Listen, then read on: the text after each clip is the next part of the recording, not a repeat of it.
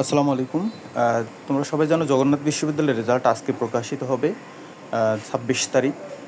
তো সবাই জিজ্ঞেস করছো কীভাবে রেজাল্ট দেখবে। দেখো, তোমরা লিখবে https ক্লোন, তারপরে হচ্ছে ডাবল স্ল্যাশ, দুইবার স্ল্যাশ দেবে, তারপরে হচ্ছে jnuadmission.com, jnuadmission.com, https তারপরে হচ্ছে ক্লোন, তারপর হচ্ছে ডাবল স্ল্যাশ jnuadmission.com। দেখো, আমি এখানে দিয়ে দিছি এবং আমার কমেন্ট বক্সে থাকবে, ডেসক্রিপশন বক্সে এটা থাকবে। হ্যাঁ, এখান থেকে তোমরা সার্চ দিলে এরকম একটা বোর্ড আসলে এখানে দেখো, এখানে হোম অ্যাডমিশন প্রসেস। তো নোটিশে আমরা ক্লিক করবো। নোটিশে ক্লিক করলে খেয়াল করে দেখো এখানে সবগুলো নোটিশ দেওয়া আছে, যে কোথায় কোন রেজাল্ট আছে সেটা দেওয়া আছে।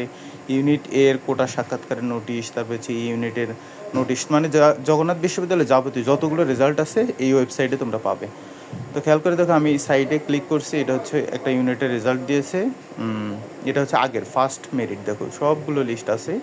তো এইভাবে তোমরা উপরে যে এটা থাকবে নোটিশ বোর্ডে, সেখানে তোমাদের যেগুলো রেজাল্ট আছে সেগুলো দেওয়া থাকবে। যেমন সেখানে লেখা থাকবে সেকেন্ড মেরিট। তো আশা করি তোমরা নিজেরাই খুঁজে দেখতে পারবে যে তোমার রোল রেজাল্ট এটা দেখতে পারবে। হ্যাঁ, এডমিশন যে first merit list unit, first merit list unit, এখানে সেকেন্ড মেরিট লিস্ট থাকবে।